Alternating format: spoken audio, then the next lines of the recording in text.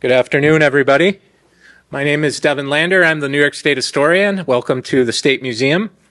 This is our second History Month program. October is History Month in New York State, and we are commemorating that by having a series of lectures and a panel discussion this year, all of them focused on the American Revolution. And that is because we have a large commemoration coming at us very soon. In 2026, we will be commemorating the 250th anniversary of the American Revolution and the War for Independence. So New York is in the process of planning for that. There's a commission that is in the process of being formed that will oversee the planning. I will be part of that along with colleagues in other agencies. So it's a very exciting time to be thinking about things like Dr. Minty is going to be talking about today. One of the pushes in New York is to unearth or accentuate some of the untold histories of the American Revolution or the lesser known histories. And loyalism is one of those types of history. And in New York, as we know, and as we'll learn, in many ways, the American Revolution was a civil war because neighbors were pitted against each other, loyalist, patriot. It's a very interesting, as we'll hear from Dr. Minty.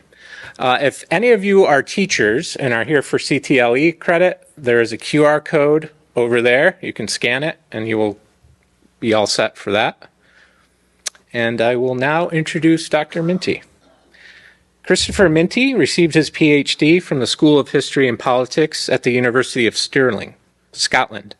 His dissertation examines the origins of community in New York during the imperial crisis circa 1763 to 1775, and it primarily focuses upon those colonists who would go on to become, I'm sorry, my phone is turning itself off. Let me say that again. His dissertation examines the origins of community in New York during the imperial crisis, circa 1763 to 1775, and it primarily focuses upon those colonists who would go on to become loyal to the crown during the American Revolution. He was awarded a research fellowships from the British Library, the John D. Rockefeller Jr. Library at Colonial Williamsburg, and the New York State Archives in this building, and Harvard University. He is at the Center for Digital Editing at the University of Virginia currently. Welcome, Dr. Minty.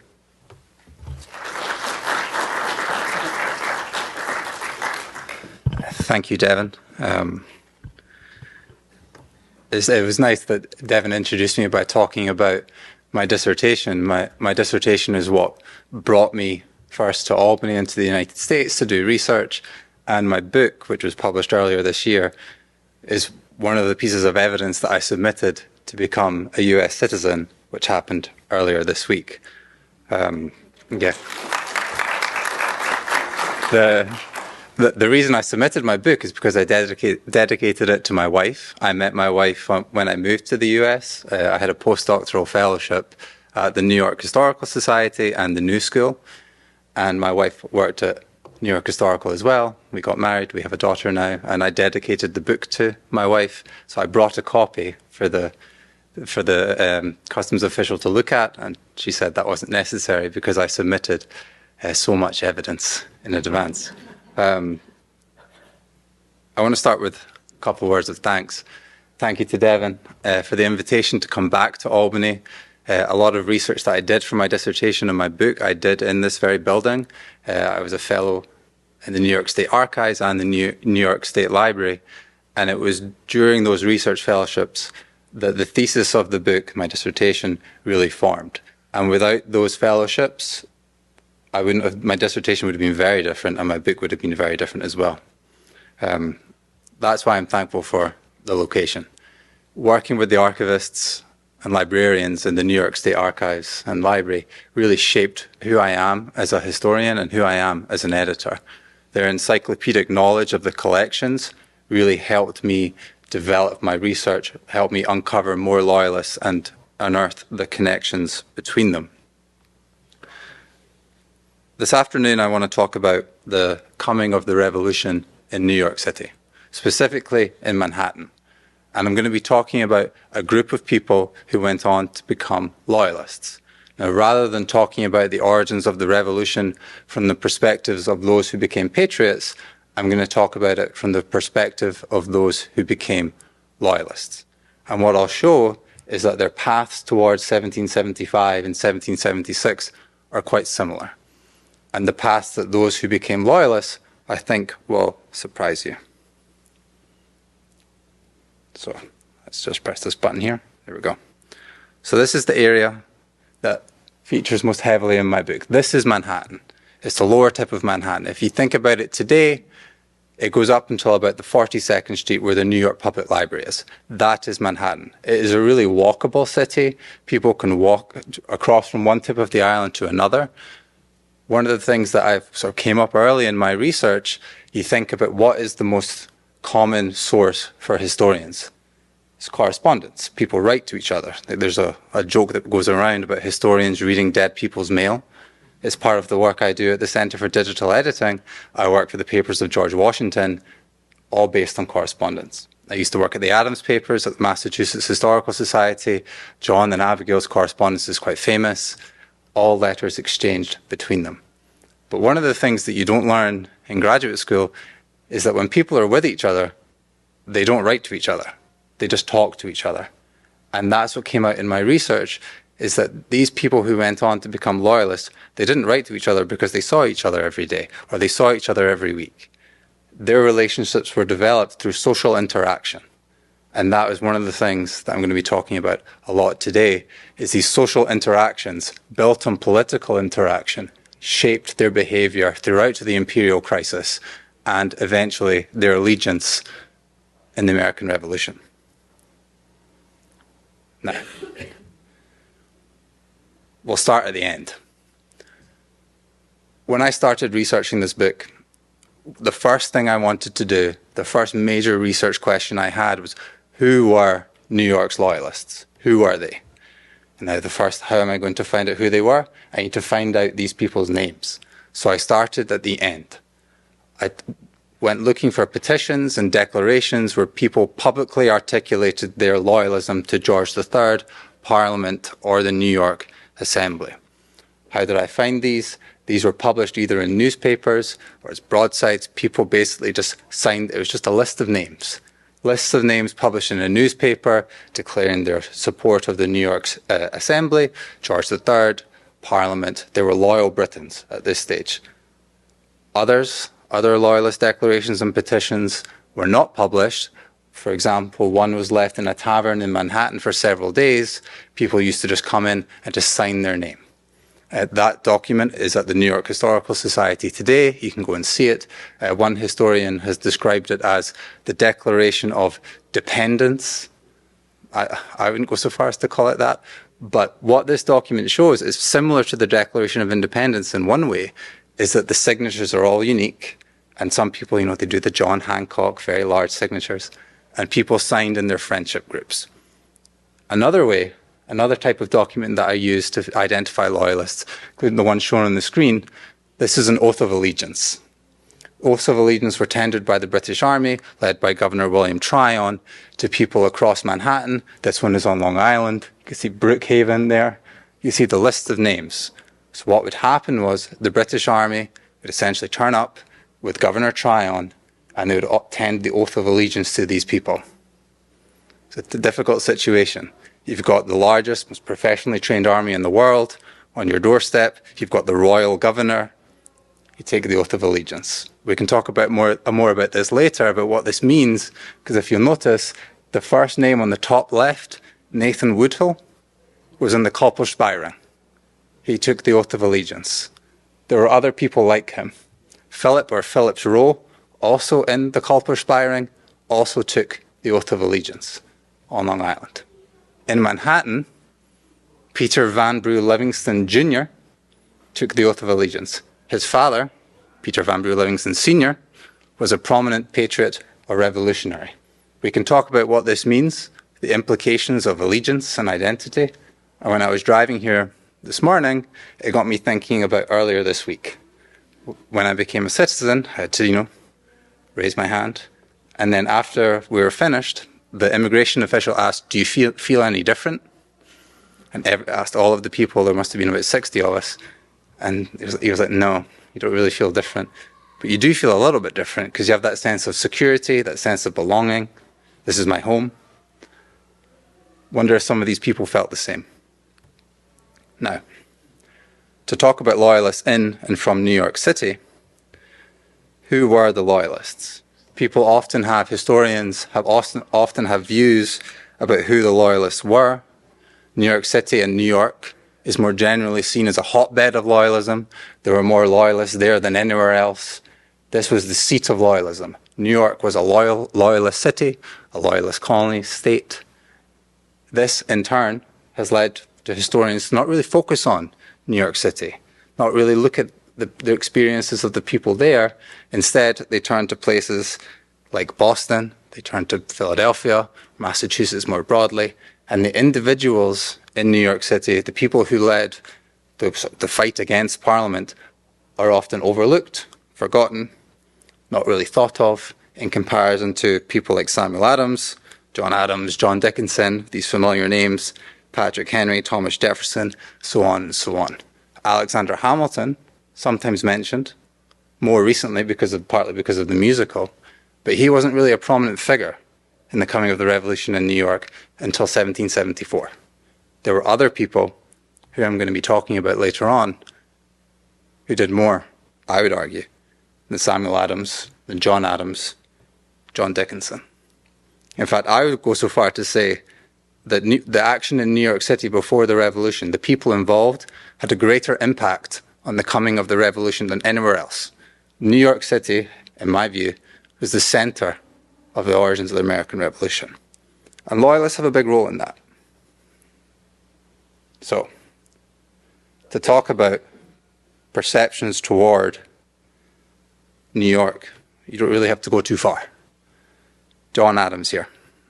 He's writing to his former law clerk, William Tudor. Now, Adams had been to New York City before.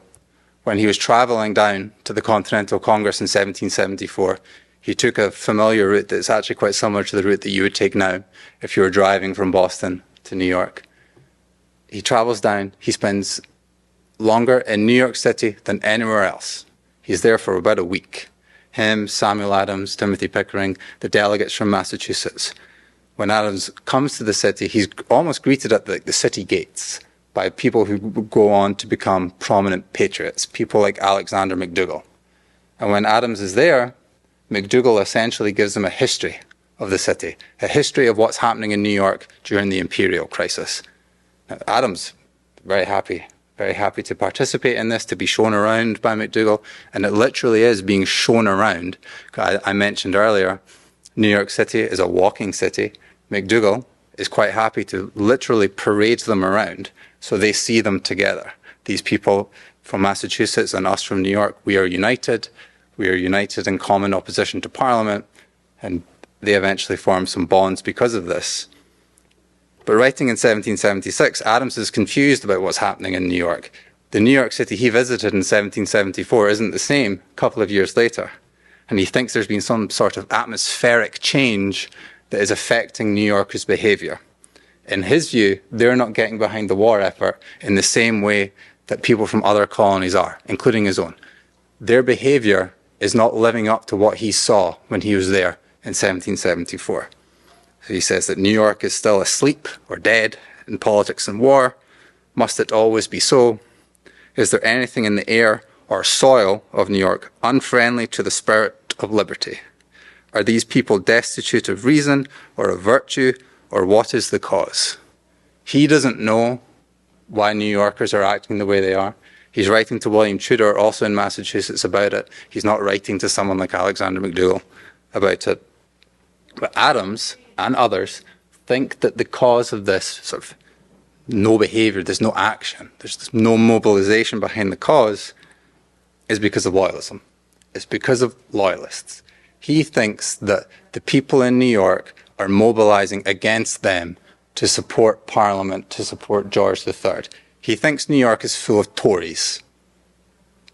Now, when he visited in 1774, he learned about a group, family, and a faction called the Delanceys. They were, when he visited, the leading political group in New York.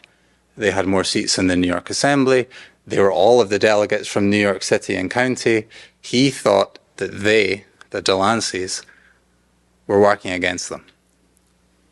Now, the Delanceys were Loyalists. They went on to become Loyalists. Many of them left New York. They never returned. Some of them had their property confiscated through the Act of Attainder, which is here in this building. Said that if they were found in New York, they would be executed. Now, the Delanceys and other Loyalists, they're often written out of history. They're kind of a footnote, or they're just a paragraph in a book about their behaviour. If you look at some traditional sort of histories of the coming of the revolution in New York, they'll depict the Delanceys as self-interested. They just want to advance themselves. They're selfish. They were never working for the interests of New Yorkers. And that, in turn, is put on other Loyalists as well. But, and this is if there's one thing I would like you all to take home from our conversation today, is that nobody was destined to become a Loyalist or a revolutionary or patriot in 1765, 66, 67, and on and on and on. Nobody was destined to become a patriot. No one was destined to become a Loyalist. In New York City and elsewhere, many of the leading sort of political figures in these places, they shared similar, if not the same, views on Parliament's attempted reorientation of the British Empire. And what do I mean by that? So we all know this, after the French and Indian War, 7 Years' War in 1763, Parliament started to levy taxes to try and pay down the debt, so on, so on, so on. This caused a rift between the colonies and Britain, and eventually the Stamp Act, and then people go on, and eventually you have this neat 10-year period from becoming a Briton, then you become an American. Loyalists did not support the reorientation of the British Empire. These people weren't Loyalists then. These future Loyalists did not support that. Future Loyalists like the Delanceys, in fact, led the opposition to Parliament. And they led the opposition in New York City, and they mobilised a lot of support for them and against Parliament. Now, we've all heard of the Sons of Liberty. The Sons of Liberty are often depicted as pseudo-revolutionaries. They were the ones that started the fight for independence. They were prominent patriots in the Sons of Liberty, or the Liberty Boys. But in New York City, and probably elsewhere, people who went on to become Loyalists were in the Sons of Liberty. Now, in New York, you have a list of names here on the screen: Joseph Alacoque, Edward Nicol, Isaac Sears, John Lamb. They were all Delanceys at this time. In 1765, at this time, people who went on to become patriots, Isaac Sears, John Lamb, were associated with the Delanceys. They supported their measures. They supported their opposition to the Stamp Act. Joseph Alacoque, he goes on to become a prominent Loyalist. He eventually has to leave New York because he fears for his personal safety. He is a leader of the Sons of Liberty. And you'll see I have this screenshot here. This is taken from Wikipedia. So you'll see this is a list of the leading Liberty Boys in New York City. And you have John Alacoque. It says one of the leaders of the Sons and possibly of African ancestry. No mention that he goes on to become a Loyalist, and he has to flee in 1777 because he thinks he's going to be essentially beaten up or assaulted. John Lamb, he goes on to become a prominent patriot. At this time, he serves during the Revolutionary War with some distinction. At this time, he's associated with the Delanceys. Alexander MacDougall, I've mentioned his name a few times. I'm going to mention it a lot more. He is listed here. Now, this happens quite often. MacDougall goes on to become a very prominent figure in the coming of the revolution in New York, but there's no evidence that he served in the Sons of Liberty in 1765. He may have joined later. He probably did join later. But when the Sons were formed, 1765, he was not a member. Hercules Mulligan features prominently in Hamilton. Isaac Sears, Haym Solomon, Marinus Willett, they all become prominent patriots. In the Sons of Liberty, one of the leaders of the group was a person called James Delancey. Now, James Delancey he's on the front cover of my book. He is the leader of the family and faction of the Delanceys. Here he is. This portrait was by Gilbert Stuart, very famous artist. He painted a lot of people who went on to become prominent patriots. Here's his portrait of James Delancey. It's at the Met in New York City. And Delancey is probably one of the most educated people, not just in New York City or New York, but in the colonies. He went to Eton. He went to the University of Cambridge. He went to Inns of Court in London. He served in the British Army. He was trained as a lawyer, but he was not a lawyer. When he was in the army, he served as an aide-de-camp to James Abercrombie. He returns to New York in the early 1760s when his father, James Delancey Sr., when he dies. He sort of becomes de facto head of the family and faction. He's extremely wealthy. He has prominent connections. But as we learn, he's a very good politician. He understands the needs of New Yorkers and he works to advance and protect their interests. Here he is writing to the Marquis of Rockingham. Rockingham is not yet Prime Minister. He's not yet repealed the Stamp Act. And in this letter, which is at the Sheffield City Archives in England, he proposes an American Parliament. Now, this is 10 years before 1775. He says, what say you to an American Parliament only to meddle with supplies being trade here?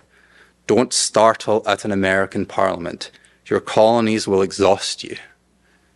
So Rockingham is often depicted as a friend of America, a friend to America, partly because he repeals the Stamp Act. People forget about the Declaratory Act in that sense. James Delancey is a friend of Rockingham. He's also a friend with Edmund Burke. Delancey's correspondence with Rockingham is largely related to horse racing, because they like horse racing. But in their letters, which hasn't really been used by historians, he writes about the imperial relationship. So here he's proposing an American Parliament, and other people would do this later on. Here we have in 1765, James Delancey, future loyalist, very prominent loyalist, proposing an American Parliament. And this, what he's summarizing here, an American Parliament where they will essentially control everything apart from perhaps trade, sums up, captures the Delancey's approach to the imperial relationship. They just want to be left alone, but the British Empire is quite helpful commercially. That can drive New York, the colony, and New York City forward. So think about here, this is 1765. This is 10 years before 1775, 11 years before 1776. He's proposing an American Parliament. The date too, in November 1765, but a week after the Stamp Act was meant to go into effect in New York City. James Delancey is a leader among the Sons of Liberty, and it's at this stage that the Delanceys start to mobilize support in New York City. Now, Delancey tried to get elected to the Assembly in 1761. He wasn't elected. He failed. The longest in the 18th century, the colonial legislature, the longest time there could be between elections was 7 years. It's a long time between elections. So in 1768 there was an election. But to go back to 1765, this is when the Delanceys start to mobilize support. They show their opposition to the Stamp Act and the attempted reorientation of the British Empire. And the way that they do this is they have meetings in taverns, they have open air meetings where this is exactly what it sounds. Somebody will stand in a box and start talking about the relationship with Britain and how they don't like what Parliament is trying to do. Delancey is a leader of that. So when the election comes in 1768, the Delanceys are well placed to mobilize support. The governor, Henry Moore, dissolves the Assembly early 1768. It's the first round of elections in 7 years. The Delanceys put forward 3 candidates for election, James Delancey being one, James Jauncey and Jacob Walton. The first thing they do is they announce their candidacies in the press. This doesn't sound unusual, but then it was unusual because their opponents who were associated with the Livingston family and faction, they didn't do this. But the Delanceys announced their candidacies in the press independently, so they had separate little advertisements because they were not a party or a faction. And in these advertisements they said, we're standing for election not because we want to, but because we've been encouraged to by the people. The people, their supporters have encouraged them to do this to protect and advance their interests. So they advertised their candidacies in the press. This is the first step to them trying to broaden support, trying to mobilize and broaden support. Newspapers published once a week in New York at this time. There were 3. They published their candidacies in all of them. So just think, when you're if you're in a tavern or in a coffee house, these newspapers are being passed around.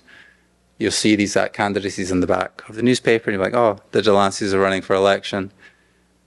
But to complement these advertisements, they also commissioned election materials. And you have 2 here on the screen.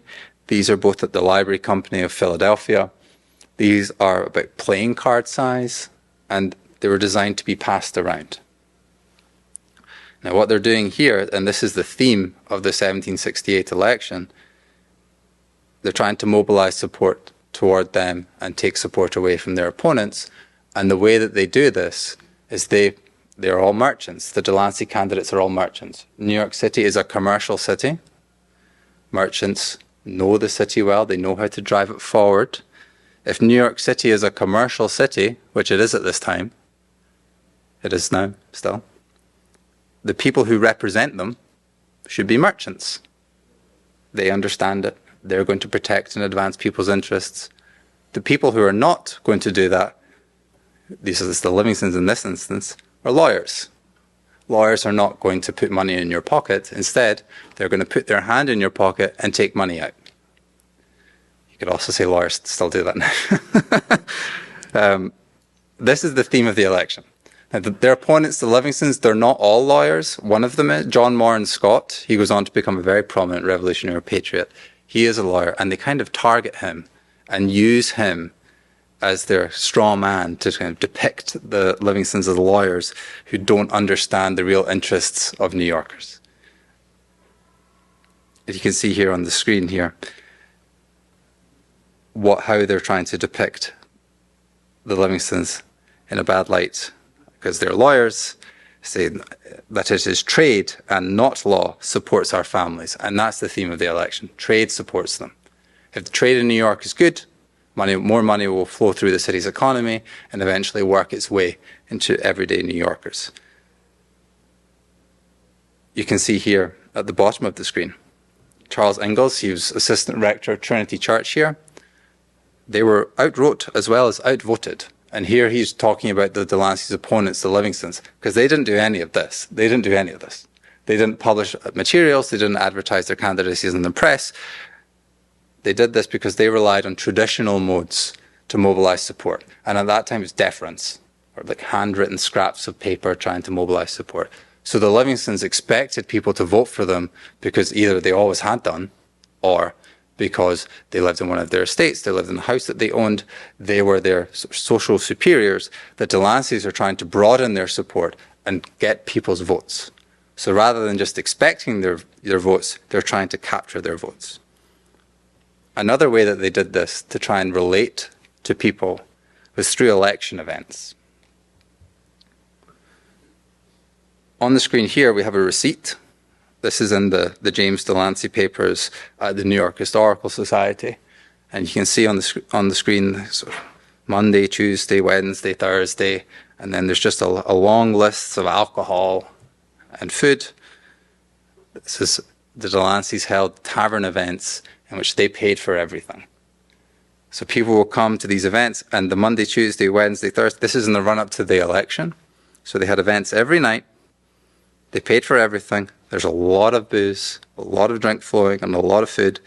And you can imagine the social atmosphere that this would create. People would come to these events, they wouldn't have to pay for anything, and essentially they could eat what was given them and drink almost whatever they wanted.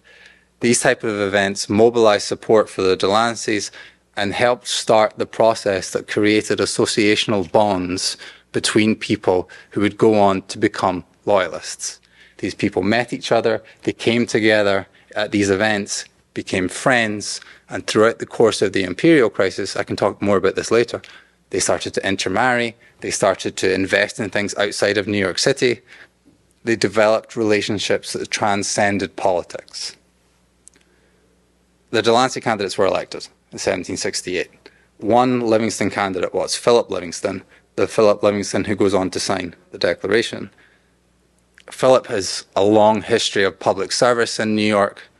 he was elected largely on that. He had been a Speaker of the Assembly, and he remains as Speaker as well. If he wasn't elected, it would have been quite surprising. His election is not. The Delanceys' election of James Delancey, Jacob Walton, James Jauncey is quite surprising. They defeat all of the other Livingston candidates. Now, this election sort of mobilized a lot of support for the Delanceys.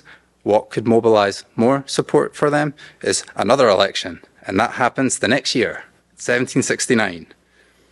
Now, you can see on the screen here, these names, none of these are Delancey names. Now, in 1769, it's the same sort of process. The Delanceys go through the same mechanisms to try and mobilize support. They publish their candidacies in the press, saying, hey, you elected us a year ago. Look at all the good work that we've been doing. I'll talk more about that in a minute. They hold these events in their taverns. They start publishing things in the press. They fall on the modes that were successful for them in 1768. The Livingstons, they see this, so they do this sort of something similar here as well. So this card, this is probably a little bigger than a playing card, is at the Library of Congress in Washington, D.C., and lists all of the Livingston candidates. So you have Philip Livingston at the top. There's Peter Vanbrugh Livingston, Sr., who I mentioned earlier. This is before the Revolution, obviously. John Moran Scott, and then Theo Van Wyck. So they are announcing their candidacies. This is the Livingston ticket, essentially. This is their ticket. Their names are all printed together. This is who they're putting forward. This, they hope that this would mobilize support for them. It actually backfires. Not because they've listed their names together, but because Philip Livingston's name is listed on the top. Now, he, when the election was announced, said that he didn't want to run again. He was tired of the factionalism and the partisanship and the sort of the nasty infighting of politics. So he told the Delanceys that he didn't want to run because they had reached out to him to essentially join their ticket. And he told them, no, he doesn't want them. I'm done. I'm done with politics. So they're like, okay, he's done. We'll get John Kruger. John Kruger comes in. He was formerly the mayor of New York. He has a lot of public experience comparable to someone like Philip Livingston. So John Kruger joins the Delancey ticket with James, Jacob Walton, James Jauncey. But then something like this appears. So Philip has told the Delanceys no, but here he is sort of leading the Livingston ticket. So people start to call Philip Livingston, the quote is, a snake in the grass. John Jay calls him a snake in the grass. Like he's essentially just lied to the Delanceys to pursue his own goals. The Delanceys present it like that. Another way that the Livingstons try to mobilize support is orchestrated largely through William Livingston, who's not on the ticket. He's the same family as Philip and Peter, very closely associated with John Moran Scott, because they published a lot of essays together in the 1750s. William Livingston publishes essays in the press in a series called The American Whig. And the topic is largely religious. And he criticizes the Delanceys, who are mostly Anglican, by arguing that they want to install an American bishop who's going to take away all of New York's religious liberties. And the Delanceys don't really respond. It's a series of Anglican ministers who respond, who are not really associated with the Delanceys, but William Livingston tries to tag it on to the Delanceys. And they kind of take William and the Livingston's argument here in the American Whig and flip it on its head and say, look, they're trying to divide New Yorkers here. They're trying to divide us. We want to bring people together to move the city forward. This is just an instance of lawyers, William Livingston being a lawyer, not understanding your everyday needs. And this is what they don't really engage sort of with the back and forth of the American Whig or what William Livingston or his colleagues are saying. They detach themselves from it and concentrate on their message, because they are progressive, they want your vote regardless of who you are, they have Republican ideals, and they were going to work for New Yorkers' interests, protect their needs, and it works. All of the Delancey candidates are elected, and the Livingstons are completely routed. Completely routed. They lose all of the seats for New York City and County. So all of the Delanceys are elected. And to talk a little bit more about 1768 and 69, I spoke about identifying Loyalists through finding their names. And when I started to go back in the imperial crisis to find out, like, what were they doing before they did this? Who were these people? In 1761, there's one as well, but in 68 and 69, the poll lists for this election have been published. They're published at the end of the 19th century. So it has all of the people who could vote and all of the people they voted for. So I was like, this is great. I have a list of people who are loyalists. I wonder if any of the people who voted for the Delanceys became loyalists. And this is when I started to see trends starting to develop. Is that in 1768, a majority of the people who voted for the Delanceys went on to become loyalists during the American Revolution. In 1769, it was an even greater majority. The same people who voted for them a year before, they voted for them again. But they mobilized more support a year later. And this is what started to pique my interest a little bit, is that I started seeing the same names associated with the Delanceys and associated with one another. And a lot of that research and seeing the names linked together was done here in this building. That I would speak to Jim Foltz in the New York State Archives, telling what I'm trying to do here is find out how these people became loyalists. And it's like, a major problem I have is that they were with each other so often they didn't write to one another. So I had to be creative in how I linked them together. So Dr. Foltz suggested, why don't you look at land records? Look at land records. And it's like, maybe they bought land together. And they did. And this happens after 1768 and 69. People who went on to become loyalists, who developed these bonds around that time, in 68 and 69, bought land outside of the city together. I also looked at probate records and saw that sometimes they were loyalists then, sometimes they weren't quite yet. But people who were associated through the Delanceys served as witnesses and executors in people's estates. So they were related in that sense. And it starts in the 1768 and 1769 election. Another way that's perhaps like the most obvious is that the way people develop associational bonds is intermarriage. So there was an Edward Nicol, who was on the screen earlier. His family intermarries with the banker family. They go on to become loyalists. To talk a little bit more about the Delanceys in power, I mentioned that they were progressive, they had Republican ideals. There's a historian called Justin du Rivage who argues in his book that competing ideologies sort of governed the British Empire. So people were all on the same spectrum, people were all Whigs, and it just depended on where you landed. That's exactly how it happened in New York City. When the Delanceys were in power, 1768 and 69, they did a number of things to show the people of New York that they were Whigs. They held Republican ideals. That's lowercase r, it's a capital there because it's at the front. They wanted popular support. They wanted to broaden their support. And one of the ways that they did that was that they founded the Chamber of Commerce. Now, this painting is a part of the New York State Museum collections. I'm very grateful to have it in my book. The leading members of the New York Chamber of Commerce were all Delanceys. All of the officers were all Delanceys as well. And you can see the symbolism here. This is the seal. The symbolism here is about looking toward a new dawn. You see the rising sun in the background, the cornucopia, the ship in the background. That's Mercury with its catechus. This symbolizes a new dawn. It's the future of New York. The Chamber of Commerce is going to work to promote and protect New Yorkers' commercial interests. This relates what to the Delanceys were saying in 1768 and 69. Chamber of Commerce is still around today. Majority of its members, when it was founded, would go on to become loyalists. Its leading officers were almost all Delanceys when it was founded in 1768. The Delanceys also played a critical role in founding the Marine Society. Similar goals. This was to provide sort of charity for widows and orphans whose husbands had been lost at sea. But they were working to protect New Yorkers. And the seal for the Marine Society is similar. The symbolism is rich in saying that we are going to protect your interests, we're going to advance your interests, we are for the people. One of the ways that the Delanceys, another way that they advance and protect New Yorkers' needs is really quite literal, is that in the New York Assembly in Manhattan, there helped construct a viewing gallery around the chamber.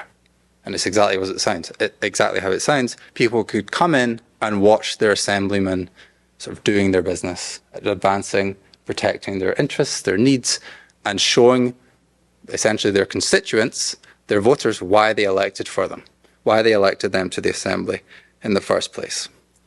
And this is great. People can come in and watch their assemblymen doing their work. This works very well for the Delanceys. People used to go every single day to watch them talk. And one of the assembly minutes are all published and they're available online.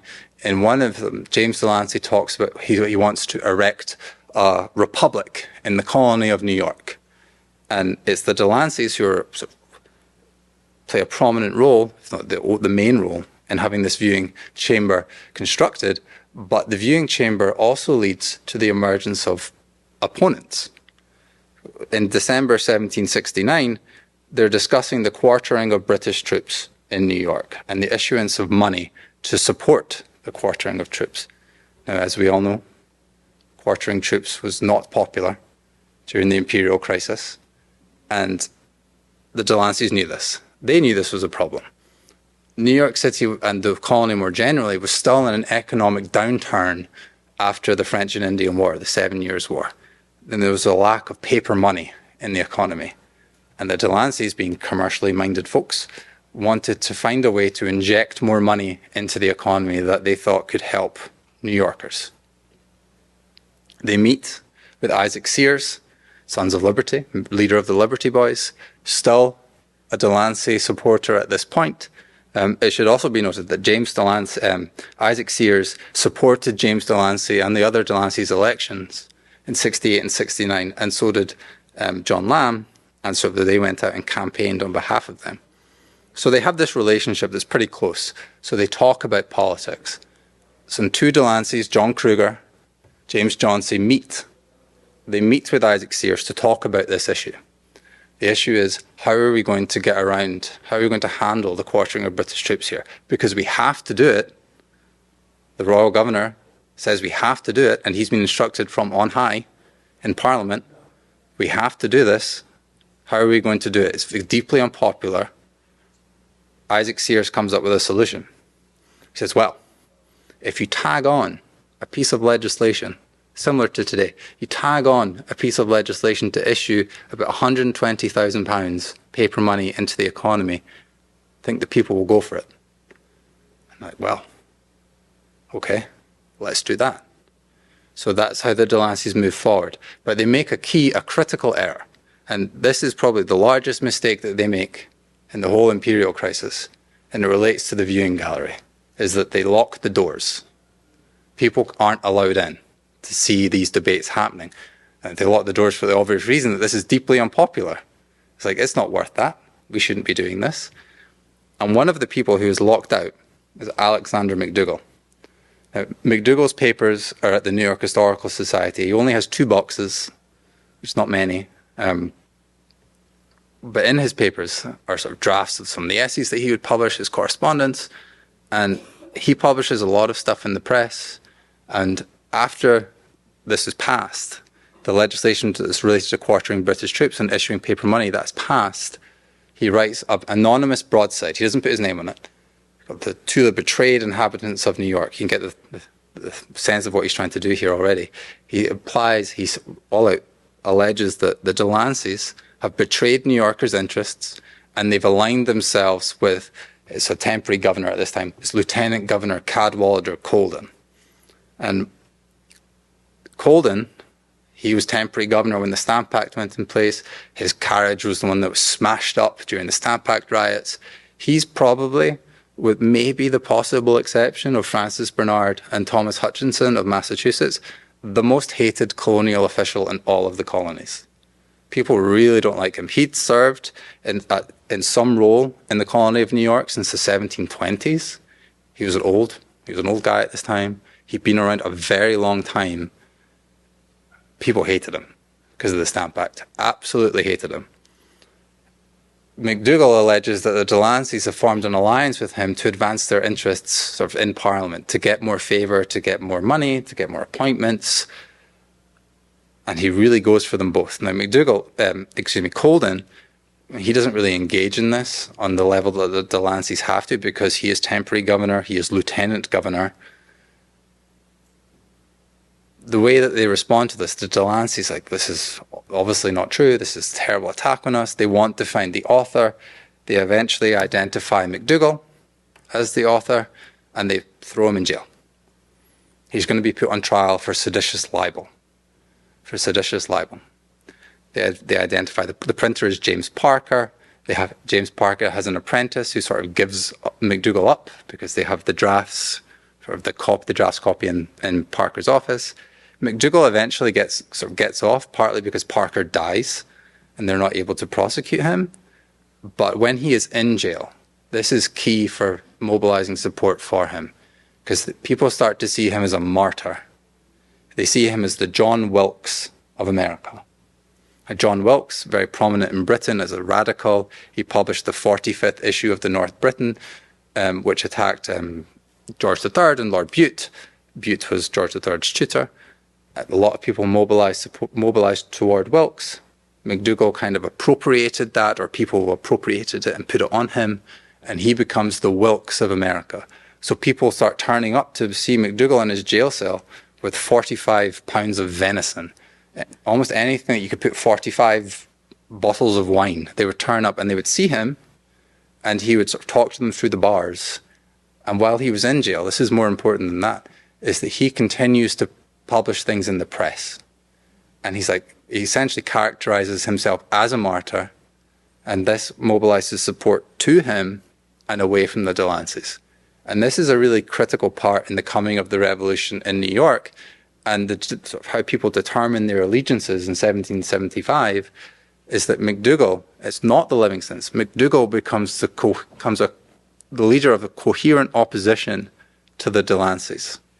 And he does this because that he was locked out of the viewing chamber that the Delanceys helped build. MacDougall continues to publish things in the press. He eventually gets out. And in the spring of 1770, we're in this peculiar situation where you have two groups. You have one, the Delanceys, one led by MacDougall, who are both characterizing themselves as the true sons of liberty. And that's how they put it in the press, the true sons of liberty. Their opponents, they just say, are essentially imposters. They're not working to advance your interests and needs, we are. And it all kind of comes to a head in March 1770 during the commemoration of the Stamp Act that occurs in March. They were commemorating its repeal. The Delanceys essentially had one tavern. MacDougall and his supporters didn't have one, so they had to lease one called Hampden Hall, and they had two competing events. And the Delancey list of names who attended were published in the press. MacDougall's weren't, but the Delanceys said in the press, they kind of got a little bit petty here, that nobody was able to pay for their meals at the Hampden Hall event because they were so cheap. And then all of the Delanceys were, and they published all of their names in the press who attended this large dinner. It's over 100 people. So you can imagine being in a place like Francis Tavern in New York, 100 people in there, it's going to be loud, it's going to be cramped. If you're with all your friends, it's going to be a sort of a great event. People like Joseph Alacoque went, Charles Nicholl, Edward's brother, Edward Nicholl went, James Jauncey, Jacob Walton, James Delancey, they all went. People like Frederick Rhinelander, William Late, they went as well. And it's at this time, sort of in 1770, where sort of lines are drawn in the sand. The Delanceys and their supporters mostly go on to become Loyalists. MacDougall and his supporters mostly go on to become patriots. Now here, we have a very short, basic list of some of the prominent people who were involved. Now this is in 1770. James Delancey, Jacob Walton Jauncey, George Brereton, father and son, they're in it together. And you have the Rhinelander family, the Late family, and the Nicholl family. Now I'll talk a little bit more about the Rhinelanders and Lates later on. Frederick Rhinelander, we'll talk about him for a minute just now. When the revolution comes in 1776 and patriots have control of Manhattan, Rhinelander and other loyalists are forced to leave, forced to evacuate, because they fear for their personal safety. So Rhinelander, he just hops across the Hudson into New Jersey, and he goes to Bergen County. And his name, he is personally identified in the papers of George Washington as sort of a prominent loyalist, as a dangerous loyalist, a big Tory. Rhinelander and his family, they don't move to the Maritimes, move to Britain after the Revolution, they stay. The late stay as well, and they both go on to become pretty prominent families. To go back to the imperial crisis here, the MacDougalites is what I call them. You have Alexander MacDougall, he is the leader of the group. And I mentioned earlier when John Adams and the Massachusetts delegation came to New York, it was MacDougall who really showed them around. And you can read this on almost day-by-day account of what they were doing in John Adams's diary, which is published online. It's freely available as part of the Adams Papers digital edition. The people that MacDougall introduces Adams to are all his friends. They're all his political associates. Isaac Sears, John Lamb, Hugh Hughes, which is a great name, Gershom Mott, John Moran Scott, some Livingstons, but not all. Some Livingstons don't publicly associate themselves with MacDougall. One, especially when you get closer to 1773, William Livingston. Why? He moves to New Jersey. He kind of distances himself from the everyday politics of New York. If he had stayed, I'm pretty sure he would have associated himself with MacDougall. Philip did. And one of the ways I was able to sort of pin people to MacDougall is that in 1773 he's writing essays again against the Tea Act. He continues doing this in 74 against the coercive, the intolerable acts. And when I was a postdoc at New York Historical, I was like, I really wonder if they have his drafts. Because if they have his essay drafts, I wonder if it has any names on the bottom. Because when it was published in the press, it said signed by a great many. And as a historian, that's really interesting to know, but also quite frustrating. Who is this? Who are the great many? So I remember the librarian, the archivist at the time. I asked Michael Ryan. He was the librarian. He wasn't sure. I asked the sort of head of the manuscript division, who's Ted O'Reilly at the time. I went, I've gone through the microfilm reel. I was like, can I go through the boxes? Because to protect the originals, you start off with the microfilm.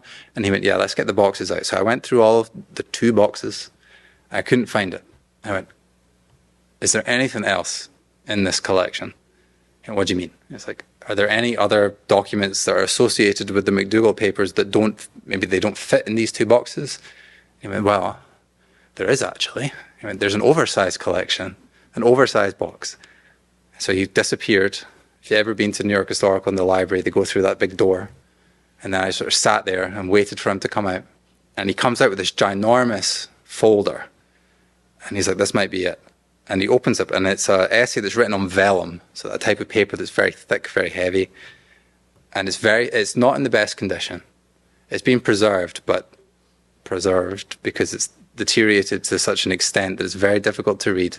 The handwriting is really, really faint. But at the bottom, you can see a list of names.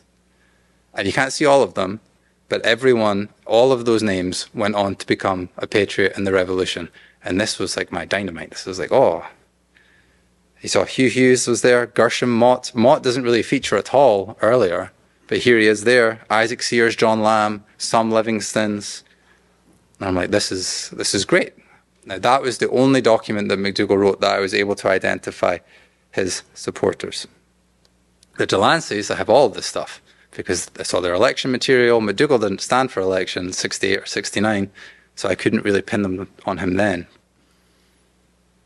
Moving on, I mentioned earlier that everyone in New York City were Whigs, and I mentioned Justin du Ravage's book. Now, Delanceys go on to become Loyalists, MacDougall's go on to become patriots. What are the differences between them? Now, the people who become Loyalists, they're like moderate or establishment Whigs. Now, what does that mean? Now, to try and sort of affiliate them with other people in Britain, they're associated with people like the Marquis of Rockingham, the famous friend of America who repealed the Stamp Act.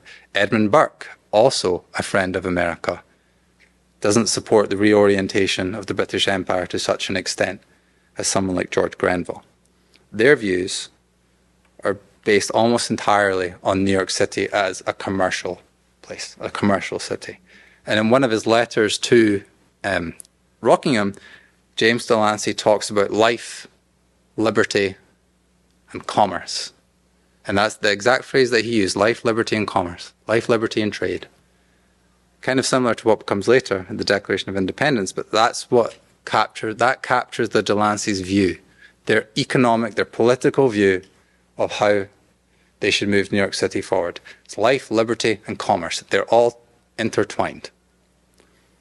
Their political views, their Whiggism, is based on economic growth. McDougall, they're definitely radical. John Wilkes, I mentioned earlier, Isaac Barry, William Pitt, the elder. These are their equivalents in Britain. And their views, their political economy, is based on the constant monitoring of government. If you see the government move against you, move against your interests, that's when you should move against them. And that's what happens in 1769. They're shut out of the assembly, so they're like, oh, you're not protecting or advancing our interests, you're out for yourself. They believed that the colonies already paid their own way, and that their growth, the colonies' growth, was helping Britain more than the other way around. So they didn't buy into the Delancey's life, liberty, and commerce. Another group who is important to mention, authoritarian groups. And this is where the Loyalists and the Delanceys are kind of shoved in, but they're not as extreme as someone like Francis Bernard in Massachusetts, Thomas Hutchinson, Lord North, Prime Minister for much of the crisis, George Grenville, the architect of the Stamp Act, Charles Townshend, the architect, the Townshend duties. They're not on their level. They're a long way away from them. But as you can see here, it's competing interpretations of New York's and New York City's place within the British Empire is governing how they behave. Now, once we get to 1775, lines have been drawn in the sand here. This is a quote from Frederick Rhinelander. He signed every Loyalist document that I was able to find for Manhattan. So he took the oath of allegiance and he signed 2 declarations. This quote I found in a ledger. He was writing to one of his suppliers in Britain, and along with like what he wants to order, he had correspondence in there, so this was great. And he says, "The right of Parliament to tax this country, I need not tell you we all disapprove of, but the arbitrary and unjust resolves of Congress," that's the Continental Congress, "I must tell you, we, the Protestants, detest." So here he's framing the revolution partly in religious terms. The Protestants, that's them. A lot of people associate McDougall and his supporters with Presbyterianism. The extent of that can be debated, but this is how he's framing it. And he's writing to one of his suppliers. But here, he goes on to become a Loyalist. He does sign the Continental Association, but he's telling you that the right of Parliament to tax this country, we all disapprove of. Now, here's another one. I mentioned that people came together based on their political bonds. We have a small political club selected from the old Amicable Society. So here we have 2 clubs. The Amicable Society was formed prior to 1775. There's a list of its members in the New York City Miscellaneous Collection at the New York Public Library. Most of the people in that group, Delancey's.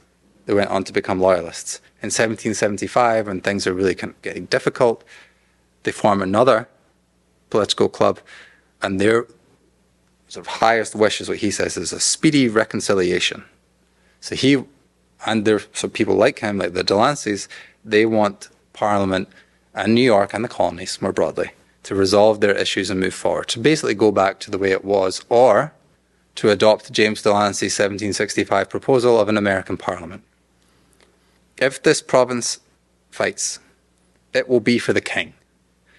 We must enlarge the club, that's the political club, and meet frequent during the assembly sessions so that we may be better enabled to counteract the blues being McDougall. This is again a sort of a hat tip to their Presbyterianism. But it's not just Rhinelander who's saying things like this. Here we have William Late. Now this document is in the National Archives of the UK in Kew, just outside London. It's in the collection name is Loyalist Compensation Claims. It's an AO 13 something. And another loyalist, not late, submitted all of his correspondence as evidence of his loyalism. So it's just a pile of papers. And buried within that pile of papers is this. I cannot, with some, allow the Parliament every power, for it does not, to me, seem reasonable that the internal regulation of this country, and both with respect to taxation and police, should be within their jurisdiction. This is similar to what Rhinelander is saying. It's similar to what Delancey is saying 10 years earlier. And also quite interesting in that box that I was mentioning at Q, is Late is writing to this person, John Bardell, who submits this as evidence, and he mentions Rhinelander and he calls him a land connoisseur. Okay, land connoisseur because they're buying land together, and people rely on Rhinelander's knowledge of it. Here's another one. Our assembly, thank heaven, have pretty neatly pursued what you recommended. They have not adopted the proceedings of Congress, but have proceeded on their own bottom. This is the crux of the Delancey's approach in 1775. The Assembly protests the Continental Congress. The Assembly is what they want, is how they want to pursue reconciliation. Not the Continental Congress, not any other committees. The people who have been elected in 1769 are the ones who should oppose Parliament. This, of course, doesn't happen. The Second Continental Congress happens. The Assembly in New York loses all power. Patriots, the revolutionaries, gain political and judicial control, and many of people are they're loyalists by default now, are forced to flee to New Jersey, flee elsewhere. Then when the British come back in 1776, when they take New York, the people come back. People like Frederick Rhinelander returned to the city, and they wouldn't leave. They never left. So Rhinelander, for example, he goes on to become a very prominent merchant in New York, but when he dies in the early 1800s, he's associated with the Astor family. Death notices and obituaries appear in the newspapers, and no mention of his loyalism. There's none. And several years ago, I went to a sort of a function at the Massachusetts Historical Society, and I was sat beside someone whose surname was Rhinelander. And this was up in Boston. And I said, are you related to the Rhinelander family of New York? Because I'd heard from Ted O'Reilly, the New York historical librarian, that the Rhinelanders were still around. And this person says, yes. I went, oh, I'm doing research on your family. And she said, oh, they were all prominent patriots in the Revolution. And I thought, that's really interesting. It's like, because I have many Rhinelanders, not just Frederick, lists signing Loyalist documents. And we got into sort of a long talk about what that meant. And like, they stayed after the Revolution.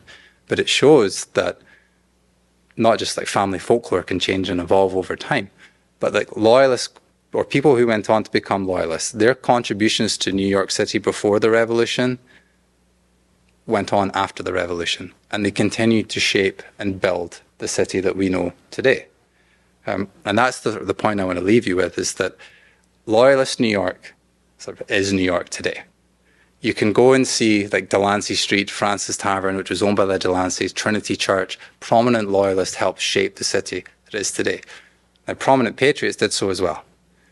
But to more sort of fully understand the Revolution, to more fully understand the history of New York, Loyalists like the Delanceys need to be better incorporated or more incorporated. And that's what I've tried to do with my book. So, thank you.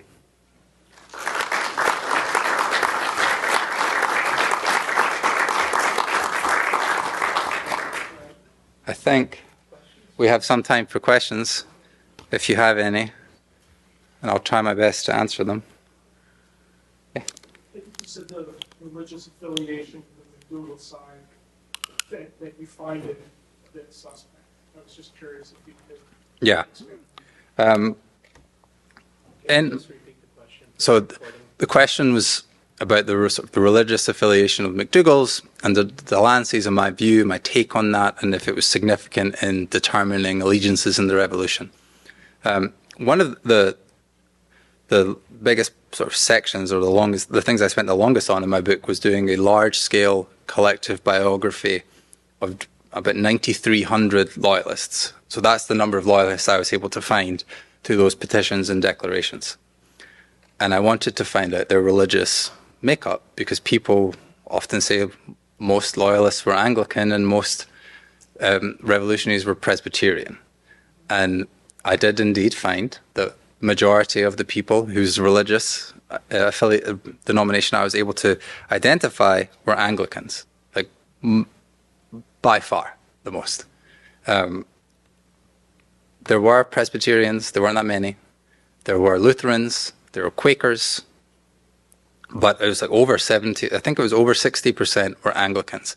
And I thought, I think this is a problem with my data set, because Trinity Church had digitized, they have digitized lots of baptismal records, marriage records.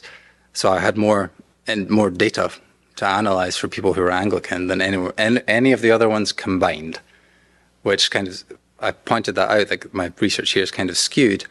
But to answer your questions a bit more directly, there were patriots who were Anglicans, and there were loyalists who were Presbyterians. And I don't think that their religious affiliation dictated how they behaved in 1775.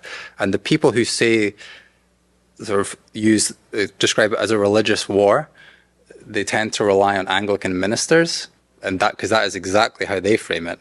Because they say it's an unnatural war, an unnatural rebellion, and it's all led by Presbyterians, but it wasn't all led by Presbyterians. It's just that in New York, some of the leaders were Presbyterian, like Alexander McDougall.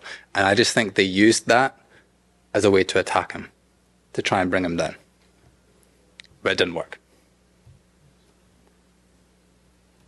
Yeah. Could you speak in terms of John Jay's allegiance before, in terms of Livingston versus Delancey? I know he married into Livingston. Yeah. And he was an Anglican. He was considered quite conservative prior to.